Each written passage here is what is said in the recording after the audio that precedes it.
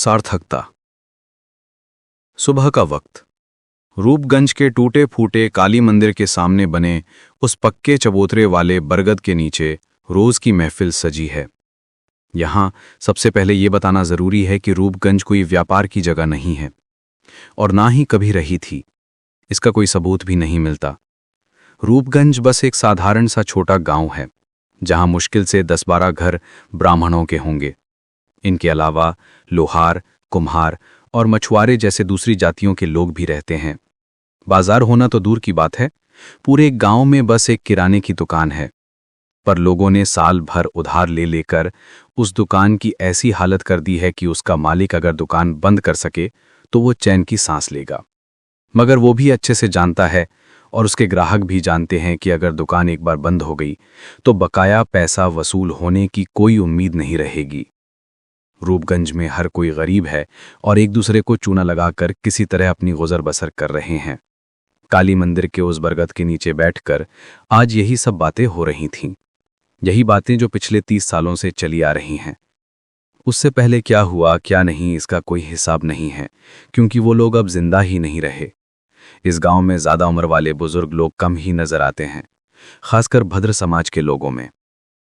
उससे पहले ही उन्हें रूपगंज की काली मंदिर की इस महफिल का मोह छोड़ना पड़ता है। उन्हें अपने बाप दादाओं की धान वाली जमीन और आम के बागानों का मोह छोड़ना पड़ता है। यहां तक कि 20 सालों से मन के किसी कोने में दबाकर रखी गई काशीवास की इच्छा को भी उन्हें आखिरकार त्यागना ही पड़ता है। पंचू मुखोपाध्याय इसीलिए बड़े दुख के साथ कह रहे थे, क्या बताऊं हरान भाई, ये जो थोड़ी बहुत जमीन जायदाद है ना, यही हमारी दुश्मन बन गई है। वरना इस गांव के मुंह पर झाड़ू मारकर मैं कब का यहां से निकल गया होता। यही हमारा सबसे बड़ा दुख है। जो लोग परदेश निकल गए उन्होंने काफी पैसा कमा लिया है। अरे उसी को देख लो ना, सरुल वाले दीनू भट्टाचार्य का लड़का, पहचानते हो उसे? अरे वही दुबला पतला सा छोकरा जो बोस बाबू के घर काली पूजा देखने आया करता था, याद नहीं? वो ज्यादा पढ़ लिख तो पाया नहीं, एक बार तो मलेरिया में मरते मरते बचा, फिर उसके मामा उसे न जाने कहाँ ले गए। अब देखो वो पूरी तरह ठीक हो गया है। वो तिल्ली वाला बीमार चेहरा अब नहीं रहा। उस दिन सुना कि उसे रेलवे में नौकरी मिल गई है, 35 रुपए महीना तनख्वाह है। रहता है उस मगरा लाइन की तरफ कहीं। जानकारी की कमी की वजह से पंचू मुखोपाध्याय इस बात को और ज्यादा विस्तार से नहीं बता पाए। हरान राय ने पूछा, तुम्हारी इस नौकरी का क्या हुआ पलटू भाई? पलटू मुखोपाध्याय की उम्र 50 से ऊपर है। जिंदगी भर उन्होंने इस जिले की सीमा तक पार नहीं की, पर अपनी जवानी से ही उनकी ये तमन्ना थी कि अगर कहीं बाहर नौकरी मिल जाए तो वे जरूर करेंगे। पिछले 30 सालों में ये उम्मीद पूरी नहीं हो सकी। गांव की मामूली सी जायदाद की आमदनी से जैसे तैसे घर का खर्चा चलता है। जिस तरह से चलता है उसे गुजारा करना नहीं कहते। अगर कहीं और होते तो शायद काम भी न चलता। ये तो रूपगंज है, इसलिए निभरा है। उन्होंने बोस बाबू के घर हितवादी अखबार में देखा था कि कलकत्ता के किसी दफ्तर में 60 रुपए महीने वाली 2-3 नौकरियां खाली हैं। काम जानने की जरूरत नहीं होगी, वे खुद ही सिखा लेंगे। पलटू मुखोपाध्याय ने एक अर्जी भेजी थी, कल शाम को उन्हें उसका जवाब मिला है। हरान राय के सवाल के जवाब में पलटू ने अपनी मैली और फटी हुई कमीज की जेब से जवाब वाली वो चिट्ठी निकाली और सबको दिखाते हुए बड़े ही उदास मन से बोले, ये देखो उनकी चिट्ठी आई है। कल सुबह की हाट में डाकिया देकर गया था, पर वे 500 रुपए नकद जमानत मांग रहे हैं। अब मैं कहाँ से लाऊंगा 500 रुपए?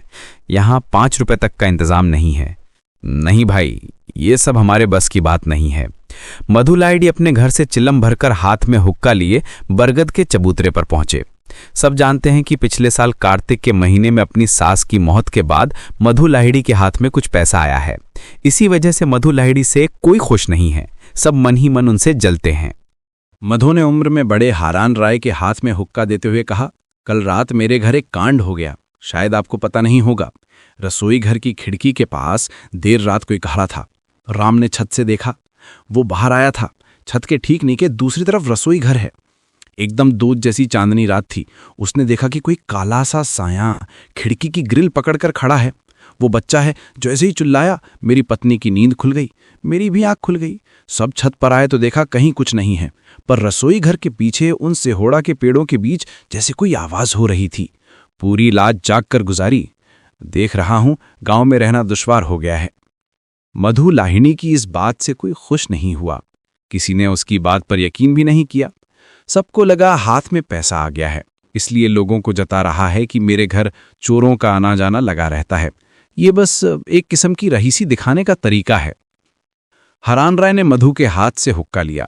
उन्होंने शराफत में पढ़कर कहा, तुम रहते भी तो बांस के बागीचे के बीच में हो, रात बिरात बहुत सावधान रहा करो, आजकल वक्त बहुत खराब चल रहा है। मधु लाहिड़ी बोले, सोचता हूं छोड़ दूं, पर छोड़कर जाऊं भी कहां। एक बार तो सोचा था कि ससुराल बलागढ़ जाकर बस जाऊं, पर वो मलेरिया का गढ़ है, हमारे यहां से भी ज्यादा। इसीलिए बड़े भाई ने मना कर दिया कि दो भाई जब तक जिंदा हैं एक ही जगह रहें, अपने पुश्तैनी घर में दोनों मिलकर दिया जलाएं। इसीलिए पलटू मुखोपाध्याय बोले, नहीं, छोड़कर क्यों जाओगे? अगर सब छोड़कर चले जाएंगे तो गांव में बचेगा कौन? तुम्हारे घर के पास श्यामापद चैटर्जी की जमीन अब भी खाली पड़ी है, तुम लोगों ने देखा नहीं होगा, हमें थोड़ा थोड़ा याद है। श्यामापद चैटर्जी यहीं मरे थे। उनकी पत्नी यहां की जायदाद बेच बाच कर अपने मायके चली गई, अपने 6 महीने के बेटे को लेकर। हालत अच्छी नहीं थी। पास में बस वो घाट के किनारे वाला आम का बगीचा था, अब माखन काका ने खरीद लिया है। और कुछ धान की जमीन थी, उससे साल भर का खर्चा नहीं चलता था। 100 रुपए की जायदाद बेच दी, राजकृष्ण ताऊ ने खरीदी थी, मुझे अच्छे से याद है। फिर अब माखन काका ने राजकृष्ण ताऊ के बेटे से वो सब खरीद लिया है। पर धोखे से खरीदी हुई जायदाद है, उसका दोष लगता है, वो नसीब में नहीं टिकती। हारन राय यहां सबसे बुजुर्ग थे। वो बोले, बहुत दिनों बाद श्यामापद का नाम आया। श्यामापद भाई हमसे 10-15 साल बड़े थे, फिर भी साथ में खां परिवार के तालाब पर छिप से मछली पकड़ने गए हैं। आह, कम उम्र में ही चल बसे। हाँ भाई, उनका वो बेटा जिंदा है या नहीं, कुछ पता है? उसके अन्नप्राशन में न्योता खाकर आया था, अच्छे से याद है। बच्चे के अन्नप्राशन के 2 महीने बाद ही श्यामापद भाई गुजर गए। आह, वो सब क्या आज की बातें हैं। पलटू बोले, नहीं, उनकी फिर कोई खबर ही नहीं मिली। मधु लाहिड़ी बोले, क्या है ना, एक बार इस गांव से निकल जाओ तो फिर कौन वापस आना चाहता है। अगर हमारा भी कोई और रास्ता होता तो क्या हम यहां पड़े रहते? ये जो मेरे घर कल रात वाला कांड हुआ। मधु लाहिड़ी को अपनी बात पूरी भी नहीं करने दी थी कि पलटू चिढ़कर कुछ कहने ही वाले थे, तभी सड़क के मोड़ पर अचानक मोटर गाड़ी के हॉर्न की आवाज सुनाई दी और वहां मौजूद सब लोग उधर ही ताकने लगे। और देखते ही देखते एक शानदार नई मोटर गाड़ी उस बरगद के नीचे आकर रुक गई। मोटर गाड़ियां इस गांव में बिल्कुल नहीं आती, ऐसा भी नहीं है। कभी कोई नया दामाद 3 कोस दूर वाले स्टेशन से शौकिया टैक्सी किराए पर लेकर आ जाता है, तो कभी कोई सख्त बीमारी पड़ने पर तहसील से डॉक्टर अपनी गाड़ी में कई बार आ चुके हैं। पर इस तरह की बड़ी और सुंदर मोटर गाड़ी यहां मौजूद किसी भी इंसान ने कभी नहीं देखी थी। शान वाली बड़ी गाड़ी थी, पॉलिश किए हुए निकेल की चादर वाला बोनेट, दरवाजे के हैंडल और लाइट सब कुछ झकझक चमक रहा था। हालांकि गाड़ी के पीछे और मडगार्ड पर लाल धूल जमी थी, जैसे बहुत दूर से आ रही हो। कोई 30-32 साल का एक नौजवान गाड़ी चला रहा था। दुबला पतला बदन, सफेद सिल्क का कुर्ता और सिर पर जमी धूल। वो नीचे उतरा और बरगद के चबूतरे की तरफ बढ़ाया और कुछ पल वहां मौजूद सभी के चेहरों की तरफ बड़ी उत्सुकता भरी नजरों से ताकते हुए जैसे किसी को पहचानने की कोशिश की। फिर अचानक पलटू के चेहरे पर नजर टिकाकर बोला, काका, क्या मुझे पहचान नहीं पा रहे हैं? हारान राय की तरफ मुड़कर बोला, काका, आपको याद नहीं? मैं नन्ही हूं। मेरे पिता का नाम राजेंद्र नाथ बंद्योपाध्याय था, आपके ही पड़ोस में। हारान राय तो हैरानी के मारे जैसे सुन्न हो गए थे। पलटू का भी वही हाल था। दोनों ने एक साथ पर बहुत धीमे स्वर में, जैसे अपने आप से ही कह रहे हों, राजेंद्र का बेटा, वही ननी। इससे ज्यादा बात उनके मुंह से नहीं निकली। इसी बीच ननी ने वहां मौजूद सभी के पैर छुए और प्रणाम किया। हारान राय ने अपनी धोती के पल्लू से झाड़कर चबूतरे की एक जगह पर उसे हाथ पकड़कर बिठाया। फिर बड़ी आत्मीयता से सवाल जवाब का सिलसिला शुरू हो गया। हाँ, राजेन बनर्जी को भला कौन नहीं जानता। बहुत पुरानी बात तो नहीं है, ज्यादा से ज्यादा 20 साल पहले राजेन गुजरा था। राजेन का बेटा ये ननी तब कोई 10-12 साल का बच्चा था। इसी मैदान में काली थान के पास उछल कूद कर खेलता फिरता था। सबने देखा है। राजेन बनर्जी तहसील के रजिस्ट्री दफ्तर में दलील नवीस था। वहां शशि वकील के घर पर रहता था। हफ्ते के आखिर में शनिवार की शाम पीठ पर एक कैनवस का बैग लटकाए पैरों में धूल लपेटे घर आता था और फिर सोमवार की तड़के तहसील लौट जाता था। 20 साल पहले लाठी की नोक पर कैनवस का बैग लटकाए राजेंद्र बनर्जी की वो सूरत गांव की गलियों में जानी पहचानी थी। एक दिन अचानक खबर आई कि हैजा होने की वजह से राजेंद्र का शशि वकील के घर पर ही इंतकाल हो गया। ननी की माँ उसके बाद भी 2 साल इसी गांव में रही, पर आखिरकार गुजारे का कोई रास्ता ना देख यहां से चंदन नगर में अपने जीजा के घर चली गई। उसके बाद फिर किसी को उनकी कोई खबर नहीं मिली। वही ननी आज इतने समय बाद नई मोटर गाड़ी पर सवार होकर लौटा था। हैरानी का वो पहला पल बीता तो सबकी नजर पड़ी कि गाड़ी की पिछली सीट पर एक महिला और 2 छोटे छोटे बच्चे बैठे हैं। हैरान बोले, साथ में कौन है ननी? बहू है? अरे छी, मैं भी कैसा भुलक्कड़ हूं। आओ आओ, उन्हें नीचे उतार कर ले आओ। भला इस धूप में यहीं पास में ही तुम्हारे इस गरीब काका का घर है बहू, मेरे यहां ले आओ। पलटू ने बड़े जोश में कहा, अरे भला ऐसा कैसे हो सकता है? बेटा ननी ने सबसे पहले मुझसे बात की है, कम से कम इस वक्त का खाना तो मेरे ही घर पर होगा। आखिर में हैरान राय ही जीते और बड़ी जीत की खुशी के साथ ननी, उसकी पत्नी और बच्चों को अपने घर ले गए। बिजली की रफ्तार से यह खबर पूरे गांव में फैल गई और हैरान राय के घर पर तो जैसे रथ यात्रा जैसी भीड़ जुड़ गई। ननी की पत्नी काफी सुंदर है, थोड़ी सेहतमंद है और बातचीत में बहुत ही मिलनसार है। उसमें रईसों वाला रत्ती भर भी घमंड नहीं है।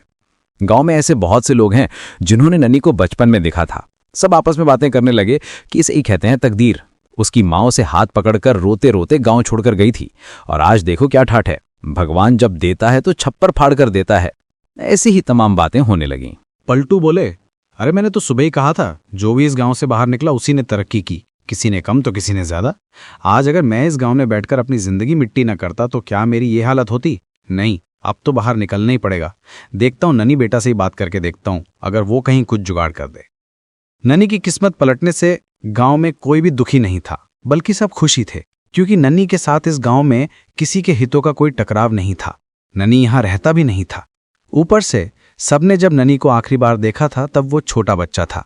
उसके बारे में किसी के मन में कोई ईर्ष्या या नफरत की याद नहीं थी तो बस एक छोटे बच्चे के लिए प्यार भरी यादें। शाम को बरगद के चबूतरे पर एक बड़ी महफिल जमी। बीच में ननी बैठा था और उसे घेर कर गांव के बच्चे, बूढ़े और जवान सब जमा थे। वो कैसे इतना बड़ा आदमी बना, ये हर कोई सुनना चाहता था। श्रीपति कर्मकार उस मोहल्ले के एक इज्जतदार आदमी हैं। तंबाकू का कारोबार करके उन्होंने काफी पैसा जोड़ा है, ऐसा सब कहते हैं। हालांकि श्रीपति खुद ये बात नहीं मानते। श्रीपति की ननी के पिता राजेंद्र बनर्जी के साथ गहरी दोस्ती थी। ननी के आने की खबर सुनकर वे पैरों के गठिया के दर्द के बावजूद दूसरे मोहल्ले से मिलने आए थे। श्रीपति ने पूछा, तो बेटा आप क्या कलकत्ता में रहना होता है? ननी ने जवाब दिया, जी नहीं, मैं होशंगाबाद में रहता हूँ, नर्मदा के किनारे, सीपी यानी मध्य प्रांत में। वहीं मेरा लकड़ी का टाल और ऑफिस है। कलकत्ता तो किसी काम से आया था और एक मोटर गाड़ी भी खरीदनी थी। सोचा कि गाड़ी तो खरीदी ली है तो क्यों ना एक बार अपने पुश्तैनी घर के दर्शन कराऊं। कहना न होगा कि ननी कहाँ रहता है ये बात किसी को समझ नहीं आई। नर्मदा नाम की एक नदी के बारे में बहुत से लोगों ने काशीराम दास की महाभारत में पढ़ा था, पर उसकी भौगोलिक स्थिति के बारे में उनकी समझ वैसी ही थी जैसे कोहरे भरी सर्दियों की सुबह समंदर के बीच से दिखने वाली धुंधली सी तटरेखा। पलटू मुखोपाध्याय ने एक सीधा सा सवाल पूछा, शादी कहाँ की है बेटा? वहीं होशंगाबाद में। मेरे ससुर वहाँ के डॉक्टर हैं, बहुत समय से वहीं रह रहे हैं। हालांकि उनके सारे रिश्तेदार कलकत्ता में ही हैं। देखते देखते 2 दिन बीत गए। ननी यहाँ बस कुछ ही देर रुकने के लिए आया था, पर बचपन की हजारों यादों से सराबोर इस गांव को वो अचानक छोड़कर नहीं जा पाया। ननी का एक छोटा भाई था जो गूंगा बहरा था। 3 साल की उम्र में बरसात के समय ननी के घर के पीछे वाले तालाब में डूबकर उसकी मौत हो गई थी। जब उसकी लाश पानी के ऊपर आई थी तब पता चला। उससे पहले सब यही सोच रहे थे कि वो कहीं खो गया है और उसे हर तरफ ढूंढा जा रहा था। वो पोखर आज भी वैसा ही है। इन देहाती इलाकों में कुछ भी अचानक नहीं बदलता। शायद और 20 साल ये पोखर यहीं रहेगा, शायद 50 साल और। नन्नी की उम्र तब 6 साल थी, पर उसे वो बरसात का दिन आज भी अच्छी तरह याद है। क्या वो कभी उसे भूल पाएगा? उस पार वाले उस गूलर के पेड़ के नीचे नन्नी के पिता खड़े थे और इस पार लोगों की भारी भीड़ लगी थी। होशंगाबाद में उसका कैसा बंधन है? कुछ भी तो नहीं, वो तो बस 2 दिनों का साथ है। यहाँ के साथ उसका रिश्ता कहीं ज्यादा गहरा है। इतने सालों से वो यहाँ आया नहीं था, इसलिए सब भूल बैठा था। आज उस 3 साल के नासमझ गूंगे बहरे छोटे भाई का वो मासूम चेहरा उसकी आंखों के सामने साफ उभर आया।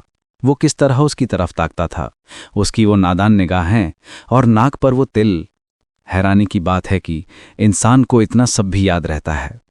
पूरी जिंदगी जैसे एक पल में किसी नक्शे की तरह नन्ही की आंखों के सामने खींच गई। शुरुआती जीवन की वो गरीबी, पहली बार परदेश जाना, कारोबार में तरक्की, फिर शादी। उसे लगा कि जिसे वो आज तक अपनी कामयाबी समझकर खुद पर नाज करता रहा है, जिंदगी में असल में उसकी कीमत क्या है। आज जैसे उसकी एक नई आंख खुल गई है। उसने जिंदगी के पन्नों को नए तरीके से पढ़ना सीख लिया है। जिन चीज़ों को लेकर वो अब तक सब भुला बैठा था, आज उसे लग रहा है कि वो कोई अंदरूनी दौलत नहीं, बल्कि बस बाहरी चमक धमक मात्र है। यही नहीं, उसकी जिंदगी अब तक जैसे ज्यामिति की एक सीधी रेखा की तरह बिना किसी चौड़ाई और गहराई के बस एक रास्ते पर चलती रही है। गहरे एहसासों की कमी की वजह से वो समझ ही नहीं पाया कि जिंदगी का एक और विस्तार भी है, एक अलग ही सिरा है, और वही उसकी असली गहराई है। अपने मन की गहराइयों में डूबने की फुर्सत उसे कभी मिली ही नहीं। जिस रास्ते से उतरकर सरोवर के गहरे अंधेरे तले छिपी हुई किसी मायापुरी का पता चलता है, उसकी सीढ़ियां अब उसे धुंधली सी नजर आने लगी हैं। पर अब वक्त गुजर चुका है। ऐसे बेवक्त उन पर नजर पड़ने या ना पड़ने से अब क्या फर्क पड़ता है। उसे वापस जाना ही होगा।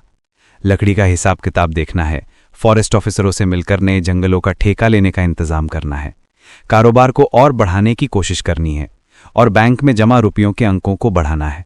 न जाने ऐसे कितने ही जरूरी काम होशंगाबाद की उस लकड़ी के टाल में उसका इंतजार कर रहे हैं। अब नए रास्ते पर चलने का ना तो वक्त है, नहीं वैसी उम्र। कामयाबी की उस मृग तृष्णा ने उसे नाकामी के जिस रास्ते पर भरमाया है, वही अब उसका रास्ता है। फिर भी वो इस दिन को कभी नहीं भूलेगा। ये धुंधली सी बादल भरी दोपहर की रोशनी, ये प्राचीन गूलर का पेड़, ये काई और घास से भरा हुआ पोखर, जिंदगी का ये अद्भुत और अनोखा पल आने वाले समय में उसके जहन में किसी हसीन ख्वाब की तरह कौंधता रहेगा। सबकी वाहवाही के बीच ननी ने एक दिन गांव के सार्वजनिक फंड में 200 रुपए दिए। गांव के सभी लोगों को न्योता दिया और हारान राय के घर पे एक शानदार दावत खिलाई। उसने एक बेसहारा विधवा को हर महीने कुछ मदद देने का वादा भी किया। करीब एक हफ्ता गुजर गया। ननी की पत्नी अब और यहां रुकना नहीं चाहती। मलेरिया का इलाका है, बच्चों की तबीयत बिगड़ जाएगी। ऊपर से हारान राय के घर में वैसे कमरे और वैसी सुविधाएं भी नहीं हैं, रहने में बड़ी तकलीफ होती है। अपनी नई मोटर गाड़ी चलाते हुए हारान राय के परिवार और मोहल्ले के सभी लोगों की भीगी आंखों के बीच ननी ने गांव से विदा ली। पलटू मुखोपाध्याय बोले, इसे कहते हैं बेटा, परदेश निकले बिना क्या पैसा कमाया जाता है बाबू। देख लिया ना अपनी आंखों से, तभी तो कहता हूं तुम लोगों से, पर तुम सुनोगे थोड़े ही। गांव में किसी के पास कुछ नहीं है, इसलिए मधु लाहेड़ी सबके सामने रहीसी झाड़कर बच निकलता है। देखता हूं, अब मैं भी बाहर निकलता हूं, अगर कहीं कुछ जुगाड़ हो जाए तो।